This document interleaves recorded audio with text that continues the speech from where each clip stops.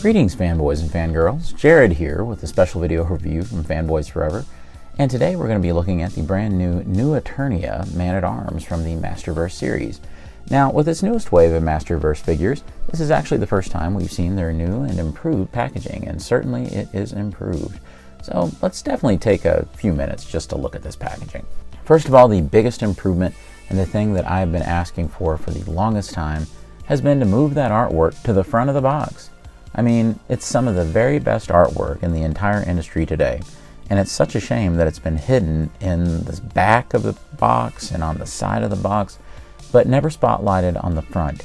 And now I'm so happy to say that it has indeed made it to the front of the box. They've also cut down on the amount of plastic in the front to whereas there's kind of a small window now to where you can see enough of the figure to be able to, maybe judge the best paint sample if you were buying these in a store or something like that. So I think that that's a good compromise, that there's a little bit more paper and a little less plastic. I think the other thing that they've done that really helps things out is they've improved the actual color scheme. You can see now that Masterverse is like with the classic rocks going everywhere, and there's a red background, which I think is much more suited to the brand than that blue kind of strange, I don't know, logo background, symbol background, whatever you would call it. I love how the figure is kind of integrated into the artwork, and then you have the figure right here. I don't know if this is him and his clone or what, but I do really like the intentionality behind that, almost as if the figure is a part of the action on the front. I also really love how prominent now that the designation, like the faction of figure, is down here, because you can see that it says Masters Universe and New Eternia, and that New Eternia is really bold and large, whereas if I look at one that we haven't reviewed yet, but the new Sorceress Tila, you can see that it has Masters Universe Revolution and over here New Eternia, so I think they're very much more denoted into factions that way. At the bottom, of course, we have the barcode, if that helps you out at all. And the artwork wraps around to the side. You can see that this is kind of a flat part, and I like that because looking at it from the side, it's less warped that way, and now it's a little more natural as it wraps around. There's all kinds of cool stuff in the background, and I really love seeing the painting this big. On the side, we still have our nice side painting, which is really cool and spotlights the alternate look for Man-at-Arms. And on the back, rather than artwork now, we have a product shot. You can see Duncan there and his alternate head and all of that, and his accessories and how they work. And I always enjoy reading these new Eternia bios because you never really know what they're going to do with them. It says the last thing Duncan remembered was He-Man shouting, "By the power of Grayskull, reality cracked and all went dark. Suddenly Man-at-Arms found himself in a new Eternia, one broken and in need of repair." Is this trying to say that this is like standard continuity Man-at-Arms who got transported to New Eternia? I don't know, I've not read the comic series, so maybe that has something to do with it, but it's certainly interesting. But before we begin, be sure to subscribe to the channel here at Fanboys Forever. We've recently surpassed 5,000 subscribers, and we really do truly appreciate all of our old and new subscribers, and like the video, because that really helps us out. Alright, let's crack them open. So you can see that one way they've reduced the plastic on the packaging is now the plastic tray is much smaller to hold the figure. Another way they've accomplished this is the actual sleeve that comes out of the box. You can see that on the side now we have a contents list, so you can check and make sure you have all the accessories. And on the back we have a little bit more directions, which is something they've needed for a while because there's so many times where you're like, I'm not really sure what this does or how they want me to do it. You can also see at the top that there's this little kind of hole right here, so I'm not really sure what that's about. And on the inside, taking a cue from other figure lines and other companies, we have a little baggie. And then from here, you open this up and you find your accessories. And here he is out of the packaging, Duncan, the Man-at-Arms. So let's talk a little bit about this guy. First of all, just getting him out of the packaging and playing around with him a little bit, I'm very impressed. I really like what I see. I think that the new look, new Eternia, whatever you want to say, Man-at-Arms here, he's very distinctive. I think that he does take a few little liberties here and there, but also manages to be very faithful to the original Man-at-Arms. And I just really like the way it looks. I think it's a really nice kind of halfway almost between some of the design cues from the 2000X show as well as things like Masters of the Universe Classics, and he just works very well as a visual. It's also nice that he is a standard figure at the standard price point, even though he comes with what I would consider to be a really nice suite of accessories. So without further ado, let's get right into it. First off, we'll definitely talk about the head sculpt right here. I think that this turned out especially well. Now, there's no getting around it. This is definitely a very, very traditional looking man-at-arms. As a matter of fact, from a distance, you would probably never even know that there were any changes from the classic man-at-arms. Not only that, but I'm sure that any casual Masters fan or just toy fan in general wouldn't think that there were any design changes whatsoever. But of course, for us hardcore fans, we do recognize quite a few design cues that have been changed up. For one thing, in previous versions, we've never seen Man-at-Arms mustache this pointy. And I definitely want to talk about this for a second because I do think it has more significance than just, oh, they decided to make it pointier. I think it's because those original illustrations highlighted just how much Man-at-Arms was supposed to be influenced by Spanish conquistadors. The look of those conquistadors was to be covered from head to toe in armor with a big helmet and all kinds of bulky chest plates. But also, usually the style at that time was for them to have these big pointy mustaches. Of course, you know, I think of Coronado and Cortez, of course. Now, with Man-at-Arms here, I really do think his mustache has been changed to be modeled after Spanish conquistadors to kind of fit more of that look that the original concept artwork was leaning into. Usually they always tip their hat in some way or another to that original concept artwork with these new Eternia figures. But there's even more to talk about than that. For one thing, on his helmet, there are definitely some very different ornamentations going on with these like red buttons connected by these green circuits, and the same over here. So it ends up kind of looking more Star Wars-y and robotic, and the actual helmet shape itself is a little different, where you have this big ridge up here. We have something we typically don't see, and that's this kind of crossing of swords right here. Now, what's interesting to me is these swords kind of look like the Filmation Power Sword to me, and they're kind of crossed over top of each other, almost like the two halves of the Power Sword, so I think that's interesting. As for the front of the armor, there isn't really a whole lot of differences, you know, versus what we've seen before, so I definitely think that that's probably one of the more traditional elements. As for the bodysuit, it's just as olive green as it ever was. Down here we can see that his belt even is fairly similar, just kind of owing a little bit to the modern design that they have in a lot of these Masterverse figures. Now, what I really do like a lot is the leather kilt or skirt piece right here. I think that that looks really nice. As a matter of fact, I think the only thing that would have improved it would have been to have had these like painted gold or silver right here. Other than that, it's really nice. It's not exactly the fur or anything, you know, that we would usually see in the standard version. It has an element of realism to it that I like, especially for the new Eternia aesthetic.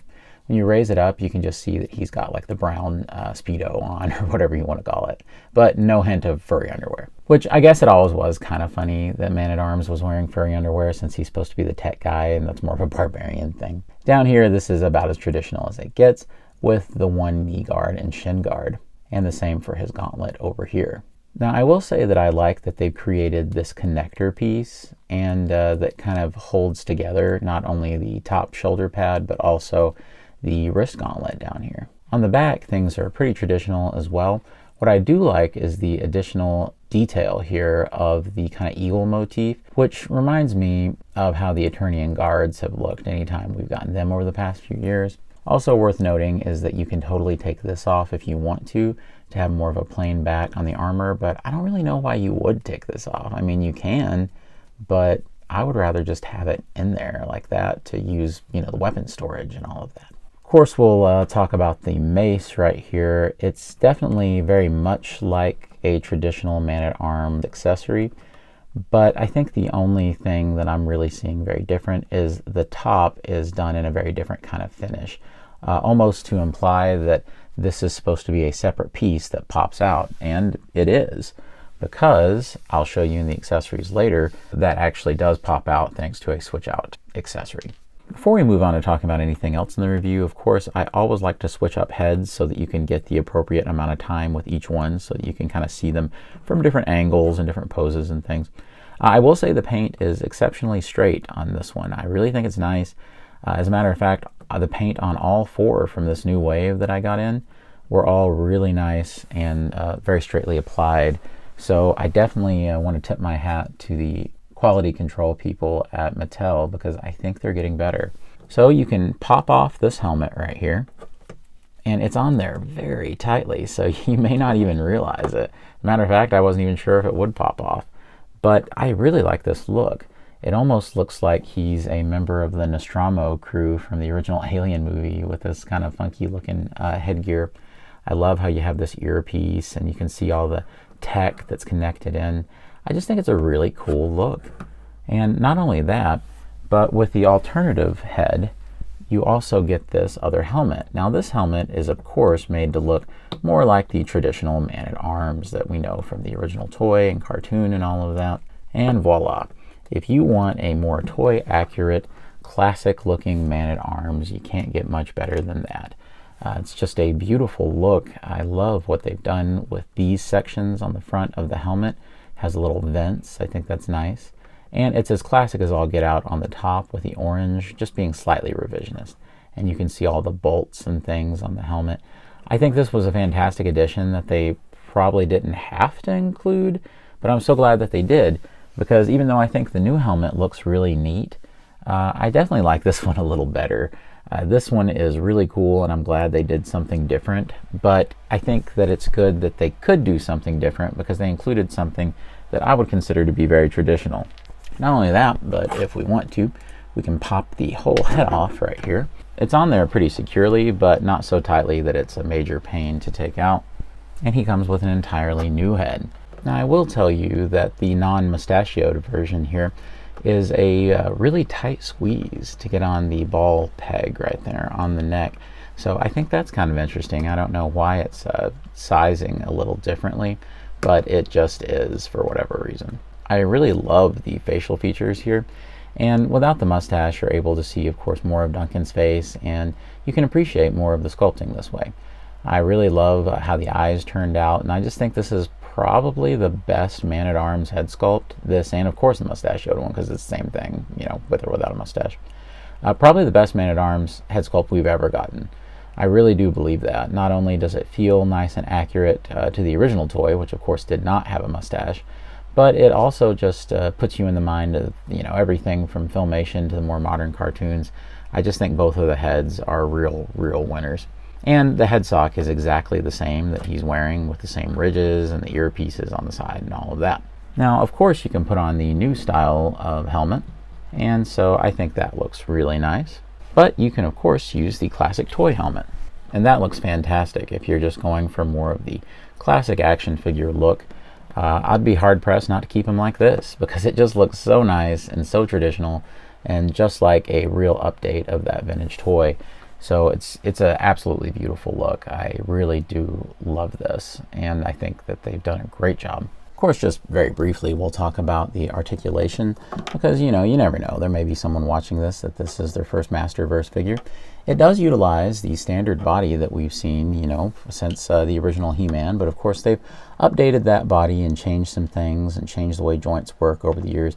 First of all, the head can go all the way around if you so desire, and it can go up and down. There's no hinge or anything, but the ball joint is very flexible. Plus, that's good because you want to be able to dig the face down below the chin guard, but also put it up like this. Then, of course, he does have hinges on the shoulders that can go out to 90 degrees, a little bit beyond it, and it can go all the way around. Not only that, but it can go in pretty well, too, to hug the body. He can swivel at the shoulder. There is a double jointed elbow. It does feel like it's a little hard to get the bottom one to flex, but you kind of have to flex it separately and then bring it up, and he can go just as far as he can before the muscles stop him from going any further. I wish I had that problem. All right, so we do have a hinge that goes up and down for his right hand on this one, because that's definitely the motion you would want with the mace or the club, whatever you want to call it. You can also see that we can remove the little wristband right there if we want to, or bracelet, whatever you want to call it. Now, it is worth noting that I feel like that the joints kind of are a little rough on this. You can see how the plastic's doing weird things that I'll probably have to heat up. So I don't really know what it is about this green plastic, but it feels like it tears a little almost as you flex it around, but it's nothing major. I really love this diaphragm joint because you can have him go way forward and you can see just how far he's leaning over, and you can go way back. So I really think that this diaphragm joint does a great job, and what's awesome is the armor hides any of the gappage. So you're not seeing anything, you know, weird going on. He just looks natural in those poses. Not only that, but you can go to the side and the other side. So it's a 360 swivel just all the way around. I wish every diaphragm joint was like this one, but it's not. But it's still awesome though. And then right here we do have a swivel at the waist. We do have complete ability to do the splits because Duncan has been joining an acrobatics troupe. And then we can bring the legs in, of course. We do have a drop down hip right here, which is so impressive and so great. And once again, something they've dramatically improved since the original days of this line, where originally these weren't even like standard ball joints. They had some kind of weird ridges in them and the tolerances were awful and they would like lock into different positions. But now, oh yeah, it's fantastic. So you can do so much. Using that drop down hip, you can actually bring it up like this and you can get an insane kick out of this guy. But not only that, they've really been careful about their material usage on some stuff to not block articulation lately. And this is so soft that it's not going to get in the way at all. I mean, imagine if there was a vehicle that he could ride in, you could totally have him set, which is something you could never do this straight with, say, like Masters of the Universe Classics or something. So this really is an evolution when it comes to just what the figure can do. And you can see that there is no weird warpage once I put the legs down, so very nice. There is a swivel right here at the upper hip. There is a double jointed knee that works perfectly. There is a rotation at the boot. There is a great hinge at the foot. And of course at the ankle we have lots of rocker pivot, and it's the same over here, and it's not even that blocked by his armor, which is just his boot. It's not like clasped over a normal boot. And I like how this boot has the pirate folds in it, like, you know, Captain America or something. But it's great. He can get those really deep poses, and you don't have to worry about him just falling over. You can flat foot them if you want to, just to give him more stability. And you can see it just looks great. He does come with a standard club. Looks really nice. I love how they did that cool kind of shiny effect on it, except for the top, because they're wanting you to see that it's a separate piece. Now here's the surprise, you can pop it right out, and it has this little peg on the top. And Duncan comes with this thing, which shows you that the ball actually comes up on a chain. So you just pop it right in, and it goes in really nice and secure, and voila, it's in there. Now you cannot detach this chain that I know of. I think that's just glued. And of course the chain is pretty rigid. So I think that they have it in a good pose though, where it looks like it's being swung back. And you can of course rotate this to kind of change what direction he's swinging it in. So I thought this was a brilliant idea. I mean, it works well as a way to slightly change a traditional Master's weapon without, you know, throwing the baby out with the bathwater.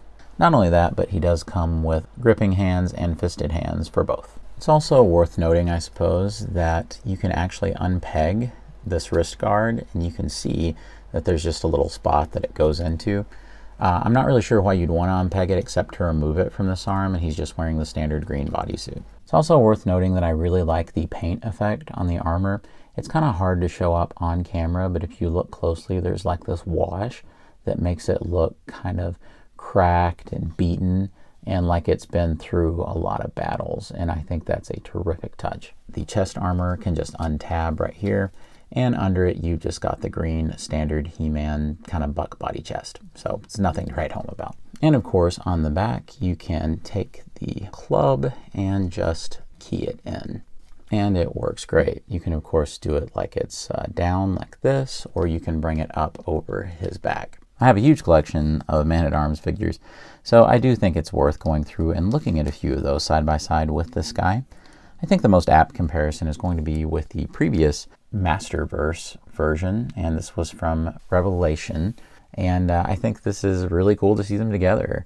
It definitely calls out how stylized this is and how, you know, anime looking that it is, because it's supposed to be, right? It's supposed to be animation accurate. I've always really liked this Man-at-Arms figure. I always thought his head was a little small, but I know that that goes with the style that's in the cartoon. I've always liked the tones on his armor. Would you be able to switch these heads out or use the other head? And I think the answer is yes, but we'll see. Yeah, absolutely. You can do that, and not only does it work, it actually looks spectacular. So this is a great way to display your old body. So if you definitely weren't too interested in the cartoon or having a display for that, you could take your spare Duncan head and just put on it, and I think it would look great. So if you're looking for something maybe a little more traditional to animation perhaps, or something a little more 2000X maybe, I think this would be a great option. A really nice surprise. And you know, if you really want to, you could totally do this as well with the Revelation head on the new body. It does look maybe slightly odd, but I think it's decent. And here we have him alongside of the ever awesome Classics Man-at-Arms. And I think that these both look great in their own way. So it's really nice to see them side by side. Of course, they're not going to be able to compete with the paint work of something like this, where they went in and they've added, paint hits to all the little bolts. And of course, I really like that they have the black wash in the vents up there. So that's always very difficult for them to compete with.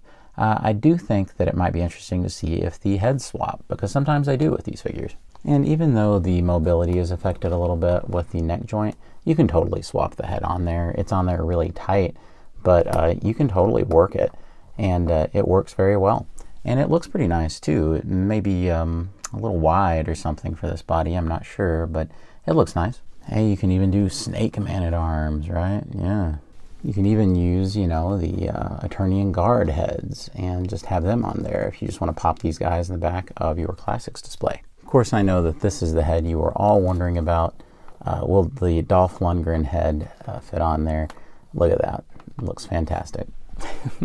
Just for fun, here he is alongside of the second version that they did of Duncan after the time jump in the show. And here he is alongside of a new Eternia He-Man. I've taken the extra head that came with movie He-Man and put it on him. And here he is alongside new Eternia He-Man. I took the extra He-Man head that came with the movie version and popped it on him just because I think it looks pretty nice. So I think that they make a great pair. Truly, out of all the corners of the Masterverse that they tend to visit in this toy line, I think it's new Eternia that has the most to say. It's just a version of Masters of the Universe where the designers at Mattel can just do whatever they think looks cool and whatever seems fun. There really isn't a limit that's put on their creativity or an adherence to a certain source material or a classic figure. It's pretty much the team experimenting to see what they can do and to see what kinds of additions and improvements and callbacks that they can fit into this toy line. And I really think that's something special. So it really is growing. What at first seemed like just the seed of a small idea that was planted by Mattel a couple of years ago really has grown very quickly into its own prominent subline. So I'm really happy to see how it's developing.